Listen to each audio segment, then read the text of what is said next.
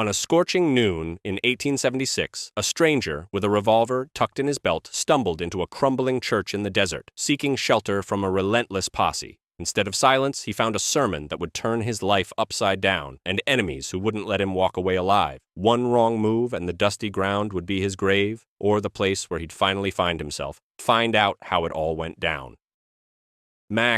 Chip Torrens stumbled into the church, breathing hard, his boots clomping on cracked floorboards. Dust clung to his battered hat, and sweat trickled down his temples, mixing with trail grime. He scanned the room quick, a few pews, a handful of parishioners in faded clothes, dim light filtering through a busted window. Max wiped his brow and slumped onto the back pew, trying to pass for some drifter looking to pray. His right hand rested casual-like on the revolver under his jacket, eyes darting to every corner, hunting for trouble.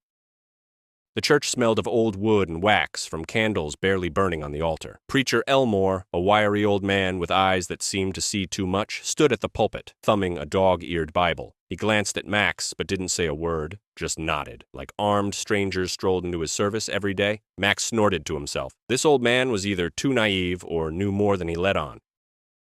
The congregation, 10 folks, tops, sat quiet, but their eyes slid over Max like snakes on sand. One woman, about 30, with red hair tied in a messy bun, stood out. She sat 2 pews up, glancing at him with a faint smirk. Her dress was plain, but the revolver tucked under her shawl said she wasn't just here for Sunday sermons. Max caught her eye and looked away, pretending to listen to Elmore's muttering.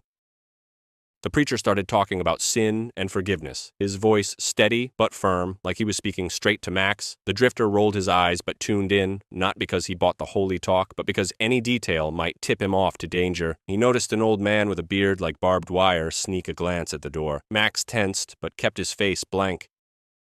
Outside, the faint thud of hooves echoed, distant, but getting closer. Max gripped his revolver's handle, cursing himself for not riding farther from town. He'd figured this run-down church in the middle of nowhere would be a perfect hideout, but now he saw it. The quiet was a lie. Elmore kept preaching, ignoring the noise, while the red-headed woman shot Max another look, this time without the smirk. Her eyes seemed to say, "You're in deep, fella."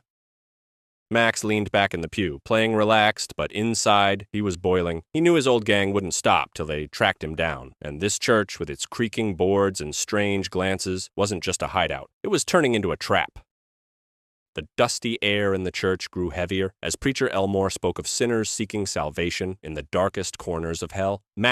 Chip Torrens leaned back in the pew, twirling his revolver in his pocket, trying not to betray his nerves. His eyes wandered to the cracked ceiling, but his ears caught every sound outside. The thud of hooves now louder, clear enough to know the riders had stopped nearby. Max smirked to himself. A church wasn't the worst place to hide, but it sure wasn't where he wanted to face his old gang. Elmore preached from the pulpit, his voice steady but his words hitting like bullets. He talked about folks running from their past only to find it waiting at the altar. Max snorted, covering his mouth like he'd coughed, but inside he flinched. The old man might as well have been reading his mind. He glanced at the red-headed woman, who he'd learned from whispers was called Cassie. She sat closer to the altar but turned to look at him with a glint of mockery in her eyes. "What, fella? You scared of sermons more than bullets?" she said softly, leaning over the pew. Max shrugged, playing it cool, but his fingers tightened on the revolver. "Sermons don't shoot, but people do," he replied, keeping his voice low to avoid attention. Cassie chuckled, but didn't back off. "You don't look like the praying type, running from someone."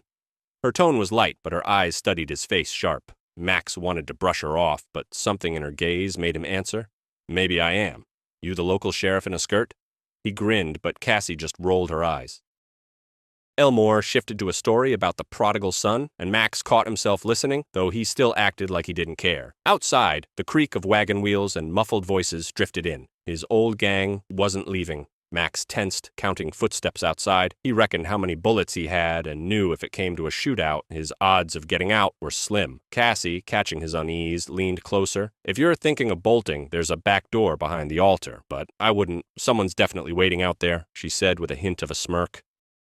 Max clenched his jaw. He hated being cornered, especially by a woman with a sharp tongue. But her words made him think, maybe this church wasn't just a trap, but a chance to play things different. Elmore wrapped up his sermon, calling for prayers for lost souls. Max's eyes dropped to his hands, scarred from old fights, and for the first time in years, he felt a pang of something like shame. He brushed it off quick, but it stuck in his mind like a splinter. The hoofbeats outside fell silent, but the quiet was worse than any noise. Max, Chip Torrens sat pressed into the pew, watching dust swirl in a sunbeam slicing through a crack in the wall. He recognized the shadows flickering past the window. His old crew, the gang he'd robbed stagecoaches with until he decided to cut loose. Now they'd come for him, and Max felt sweat go cold down his back despite the heat. He cursed himself for not riding farther than this godforsaken speck of a town. Preacher Elmore kept talking now about fear, saying it didn't always mean cowardice. Being afraid is human, but running from fear is a choice, he said, staring somewhere above the congregation. Max gritted his teeth, trying not to show how the words stung. He glanced at Cassie, who sat with her arms crossed, watching him with a faint smirk. "What, sermon hitting too close to home?" she whispered, leaning closer. "Your old pals out there ain't the Sunday meeting kind, are they?" Max clenched his fist under his jacket, but answered coolly, "You talk too much for a barkeep. Why don't you stick to pouring drinks?" Cassie chuckled, but her eyes stayed serious. "I know what trouble smells like, fella, and you're neck deep in it," she said, nodding toward the window where the shadows crept closer. Max didn't reply, but his mind raced. Bolt through the back door or face them head on.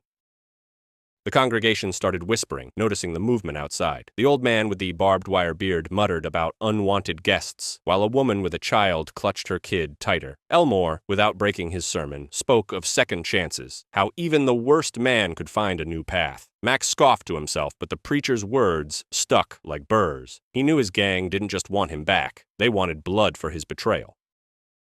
Gravel crunched under boots outside, and Max knew time was slipping away. He gauged the distance to the back door, but Cassie, as if reading his mind, shook her head. "Ambush out there, Chip. Want to live. Think fast," she said, her voice free of mockery, just a warning. Max looked at the altar, where Elmore still preached, and for the first time wondered, what if he stayed? Not out of bravery, but to prove to himself he wasn't yellow. But the shadows outside drew closer, and the dust on the horizon promised a storm.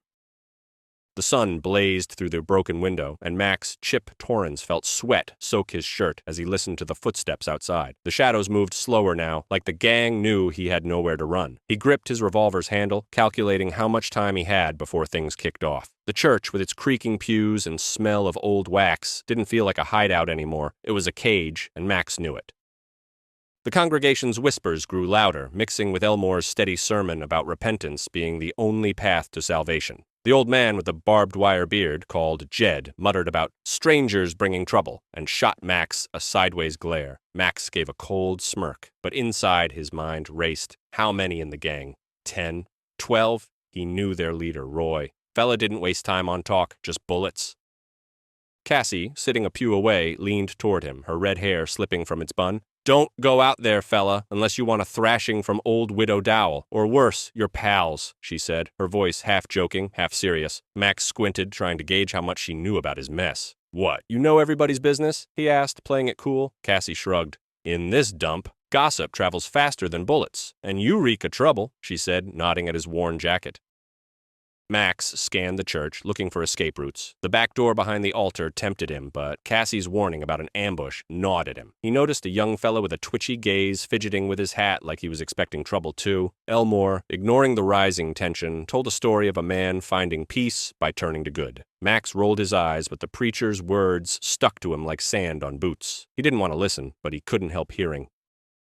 A sharp whistle cut through from outside, a signal Max knew too well. The gang was gearing up for a move. He clenched his jaw, realizing running was no longer an option. Cassie caught his eye and said softly, "If you want to live, Chip, stick close to the altar. Fewer windows."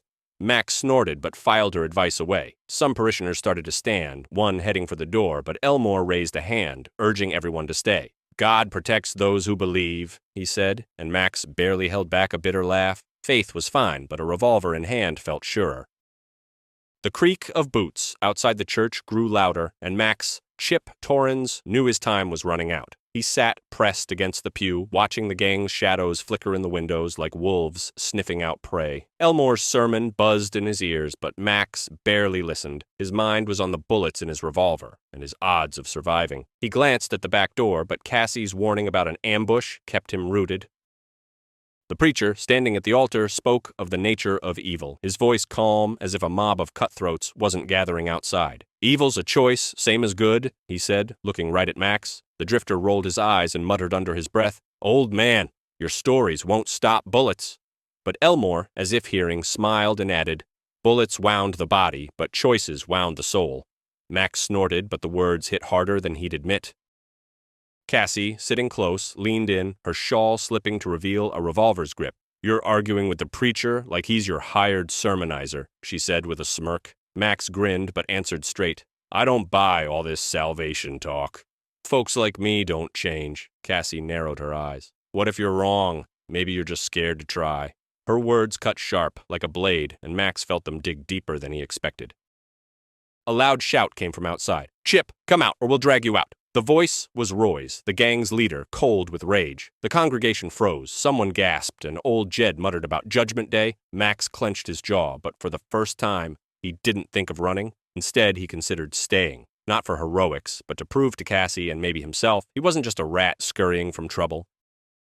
Elmore raised a hand, calling for quiet, and went on. "Everyone deserves a chance to make things right, even if they don't believe it themselves." Max wanted to laugh, but found himself nodding. Cassie, catching it, smirked. "Look at you, Chip, practically at confession." Max snapped back. "If this is confession, I'm demanding whiskey for communion." But his joke hid the truth. He was starting to wonder if running was his only option.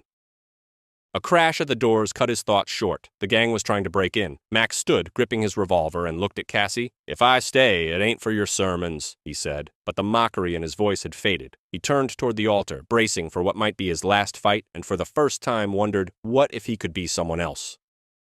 The church doors rattled from a heavy blow, and Max, Chip Torrens, stood, gripping his revolver so tight his knuckles went white. The noise outside grew, shouts, stomping, the clink of metal. Roy's gang wasn't waiting around. Max glanced at the parishioners huddling in the pews, their faces a mix of fear and curiosity. He stepped toward the altar where Elmore still stood, calm as if nothing was happening, and that serenity annoyed Max more than the threats outside.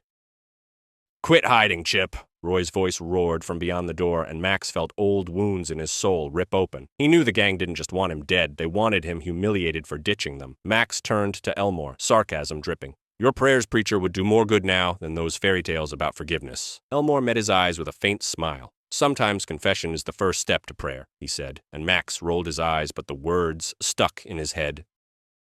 Cassie, standing by a pew, chimed in. "If you're going to fight, Chip, better tell us who you are, or we won't know who to pray for." Her tone was mocking, but her eyes demanded truth. Max clenched his jaw, but knew he couldn't stay silent. He stepped forward and said loudly, "Fine, I ain't just some drifter. I'm Max Torrens, the fella this gang wants to kill for walking out on them." The congregation stirred, some hissed, old Jed spat on the floor, and the young woman with a kid looked at him with pity. Max went on, his voice steadier. "I robbed stagecoaches with them, but I decided I was done. Now they're here to show me how much betrayal costs." Cassie snorted. "Well, a church is a fine spot for confession, but a lousy one for an ambush, Chip." Her words drew chuckles from a few folks, but Max didn't smile. He knew time was short. Elmore nodded like he'd expected this and said, "Owning up is half the road. Now decide who you want to be next." A gunshot rang out, a bullet smashing through a window, glass scattering across the floor. Parishioners screamed, diving under pews, and Max ducked on instinct but didn't back down. Cassie grabbed his sleeve. "If you want to live, stick to the altar. Less chance of catching a bullet," she said, already pulling her own revolver. Max looked at her, then at Elmore, who started praying aloud and realized there was no running. The gang was breaking in, and now he had to choose. Fight for himself or for the folks stuck with him. He gripped his revolver and stepped toward the door, muttering, "If this is confession, preacher, it's gonna be a loud one."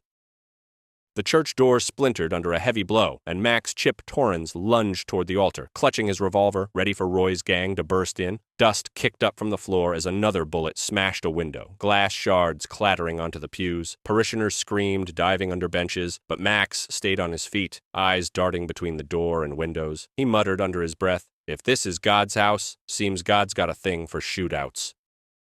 Cassie, crouched behind a pew, had her revolver ready. "You know how to defend a church, Chip? Or you just good at running your mouth?" She tossed out, her voice half mocking, half challenging. Max grinned, reloading his weapon. "My mouth's my best shot, but my bullets ain't bad either," he said, taking position by the altar, where columns offered some cover. He noticed old Jed grab a poker from the corner, while Mary, the young woman with a kid, clutched a heavy Bible like she meant to swing it.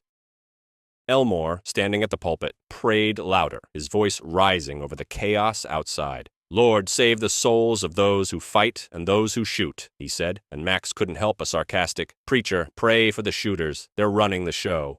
But Elmore's words, oddly enough, steadied him, and Max felt not just fear but resolve bubbling up. He wasn't dying in this church, and he didn't want these folks hurt because of his past. The door crashed open, and 3 of the gang burst in, revolvers raised. Max fired first, hitting one in the shoulder, and the man crumpled with a curse. Cassie shot at another, while Jed, to Max's surprise, hurled the poker, knocking a 3rd man down. The congregation, spurred by desperation or defiance, joined in. Someone threw a chair, another a candlestick. Mary even chucked her Bible, smacking a bandit square in the head, and he fell swearing. Max shouted, "Holy word hits harder than it looks."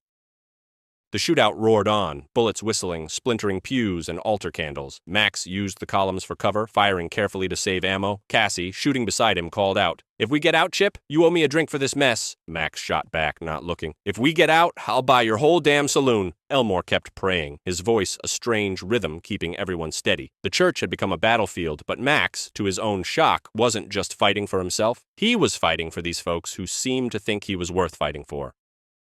Dust and gun smoke choked the church as Max Chip Torrens hugged a column by the altar, firing back at Roy's gang. Bullets whizzed, splintering wooden pews, and the smell of burnt wax mixed with acrid smoke. Parishioners, huddled under benches, kept popping up to hurl anything at the bandits. Candlesticks, old hymnals. Max, reloading his revolver, muttered, "If God's watching, hope he's enjoying this circus." Cassie, tucked behind the next column, shot as sharply as she jabbed. "Chip, if we get out, I'm signing you up for the church choir for this hero act," she yelled, dropping a bandit with a shot to the leg. Max laughed, but answered, eyes on his aim, "Choir? I'd rather sing over these bastards' graves." Their banter, oddly enough, kept him steady, like jokes could drown out the whistle of bullets. One bandit, a big-bearded fella, burst through a side door, only to meet Widow Dowell, who quoted a psalm while chucking a brass tray at him. He crumpled, stunned, and Max couldn't help it. "Old lady, you're deadlier than the whole gang." Elmore, still at the pulpit, kept praying, his voice now like a play-by-play of the fight. "The Lord guides the hand of the righteous, even if it holds a tray." Max rolled his eyes, but had to admit, the old man knew how to keep spirits up. The shootout got messier as a stray bullet cracked the ceiling above the altar, raining chunks of plaster down. Max shouted to the congregation, "Everyone under the pews unless you want a new hole in your head." Cassie, reloading, tossed out, "You worried about us now, Chip?" Conscience waking up, Max snapped back, "Conscience? Just don't want to be stuck washing your mugs." But her words hit him. He was starting to care about the folks around him more than himself. The bandits, down 3 men, fell back to the doors, but their gunfire didn't let up. Max saw old Jed, poker in hand, help Mary drag her kid to a safer corner. Elmore, mid-prayer, called to Max, "You're fighting for more than yourself, son. That's faith." Max wanted to brush it off, but nodded instead, firing at another bandit. He realized the church wasn't just a hideout anymore. It was a place where he might be fighting for something bigger than his own skin. Bullets flew, but Max, jaw clenched, held his ground, and Cassie winked beside him. "Don't ease up, Chip. The show ain't over." Gunsmoke hung thick as Max Chip Torrens reloaded his revolver, pressed against an altar column. The gang's bullets hit the church less often now, but the tension didn't ease. Max knew they were regrouping for a final push. He surveyed the wreckage, shattered pews, scattered candles, bloodstains on the floor. The parishioners, huddled in corners, looked at him with hope, and that weight felt heavier than the threat outside. He muttered, "If I live, preacher, you owe me a shorter sermon." Cassie, crouched by the next column, checked her ammo. "Chip, if we get out, this'll be the wildest Sunday service I've ever seen," she said, her voice shaking with laughter and adrenaline. Max grinned. "Then get ready to sing psalms with a hangover." He noticed her scoop up candles from the floor and tuck them in her pocket. "Making traps?" he asked. Cassie winked. "Candles ain't just for praying, fella."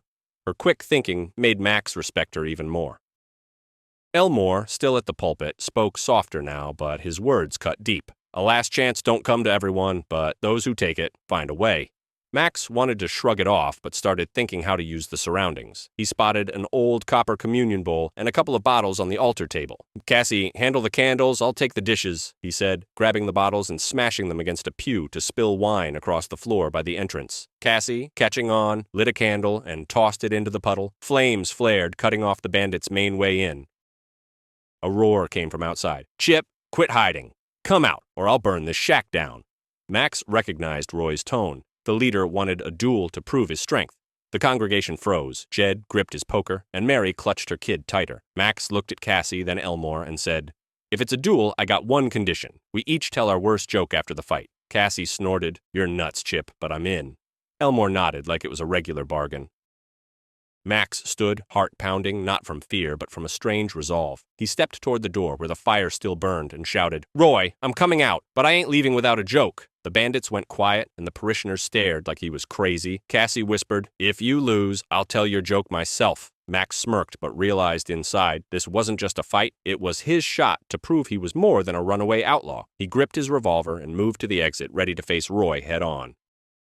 The fire at the church's entrance had died, leaving the sharp smell of burnt wine, and Max, Chip Torrens, stepped toward the shattered doors, gripping his revolver. Outside, in the dusty noon light, stood Roy, the gang's leader, flanked by two of his thugs. His scarred face twisted in a vicious sneer, eyes burning with hate. Max stopped by the altar, feeling the congregation's stares on his back. He tossed over his shoulder, "If I lose, Cassie, tell him the joke about 2 cowboys and a cactus." Roy spat into the dust and growled, "Thought you could just run, Chip?"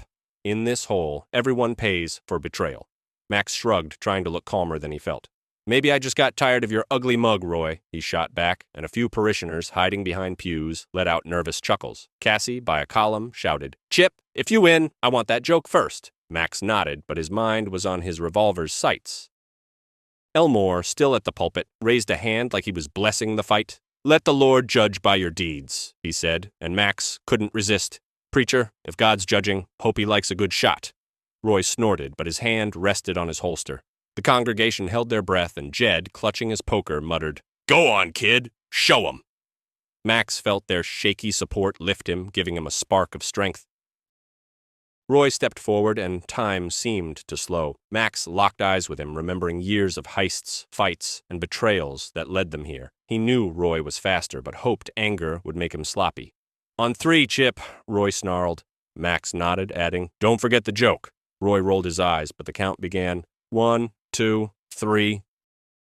Shots rang out, dust kicked up, and Max felt Roy's bullet graze his shoulder. But his own shot hit truer. Roy collapsed, clutching his chest. His 2 goons lunged forward, but Cassie and Jed fired from cover, forcing them back. Parishioners crawled out from under pews, and Mary shouted, "Chip, you alive?" Max, wincing in pain, grinned. "Alive? But the joke's still gonna stink." Cassie ran over, checking his shoulder. "You're crazy, but you shoot pretty good," she said, and Elmore added, "Sometimes faith is just the grit to keep going." Max looked at the fallen Roy, then at the congregation, and realized this fight changed not just the outcome, but him. He was still Chip, but now with something new in his chest, maybe hope.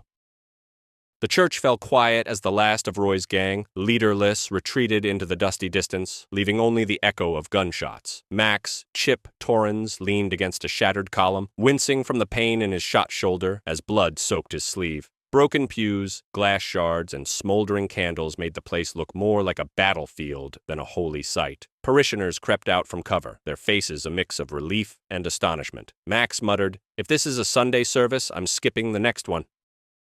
Cassie, tying his shoulder with a strip of her shawl, snorted. "Chip, you're a local legend now, but for wrecking the altar, you're washing dishes at my saloon." Max grinned through the pain. "If your saloon looks like this church, I'm running again." She rolled her eyes, but her hand, adjusting the bandage, was surprisingly gentle. Max saw Jed and Mary helping Widow Dowell up, the old lady still clutching her brass tray like she was ready for another fight. Elmore approached, his face tired but his eyes bright. "You made a choice, son, and not just for yourself," he said, nodding at the parishioners picking up debris. Max shrugged, hiding his unease. "Preacher, I just didn't want these lunatics burning your shop down," he said, but his voice wavered. For the first time in years, he wondered if running was his only road. Cassie, overhearing, added, "Stick around, Chip. You'll learn to joke without scaring folks off." The congregation gathered, looking at Max not as a stranger, but as one of their own. Mary, holding her kid, said, "You saved us, so now you owe us a story every Sunday." Jed grumbled, "Just none of your dumb jokes." Max chuckled, but a warmth stirred in his chest. These folks accepted him, past and all. He looked at the ruined altar and thought maybe an honest life was worth a shot, if only to see how far it'd take him. Elmore clapped his good shoulder. "The Lord gives second chances, but you gotta hold 'em tight," he said, and Max, for once without a sarcastic comeback, just nodded. Cassie, catching his silence, winked. "Quiet. That's progress, Chip." He smirked, but inside he knew. This church, these people, this fight had changed him. He was still himself, but now, with a crack, letting in hope for something better. Outside, the dust settled, and Max felt, for the first time, he might not want to leave. The sun dipped below the horizon, painting the dusty streets red as Max Chip Torrens helped Jed haul a new board for the church's altar repair. His shoulder still ached, but Cassie's bandage held tight. The battle-scarred church was coming back to life. Parishioners fixed pews, Mary and her kids swept up glass, and Widow Dowell bossed everyone like a general. Max grinned, watching her. If I'd known about grannies like her, I'd have run here sooner. Cassie, at the entrance with a hammer, shouted, "Chip, less yapping, more hauling boards, or your hero act'll be forgotten fast." Max winked. Hero act? I just wanted free Sunday dinners. The congregation's laughter echoed, and Max felt, for the first time, not like an outsider, but part of this odd bunch. Even Jed, usually grumbling, muttered, "You're one of us now, kid, but your jokes still stink." Elmore, overseeing the repairs, handed Max a hammer. "You didn't just save us, son. You gave us faith in change," he said, his eyes glowing with pride. Max shrugged, hiding his awkwardness. "Preacher, I was just shooting, not preaching." But deep down, he knew these folks saw him not as a bandit, but as a man who could be better. Cassie, eavesdropping, added, "You're our top student in irony, Chip. Now, learn to shut up sometimes." Max became a local legend, and even surviving bandits, now stopping by Cassie's saloon, joked they feared his quips more than his bullets. He started learning to forgive, not just others, but himself, though that came harder. Every Sunday, as promised to Mary, he told a new story, and even Jed smirked sometimes. The church was rebuilt, and Max, standing by the new altar, realized he'd found a place to stay. But a new shadow loomed on the horizon, rumors of another gang prowling nearby. Max, checking his revolver, smirked. "If these are new guests, I'll greet 'em with a joke and a bullet." Cassie, beside him, jabbed his ribs. "Just don't wreck another service, hero." Max looked at her, the church, the people who'd become his family, and felt ready to fight. Not out of fear, but for them. He was still Chip, but now on his own side.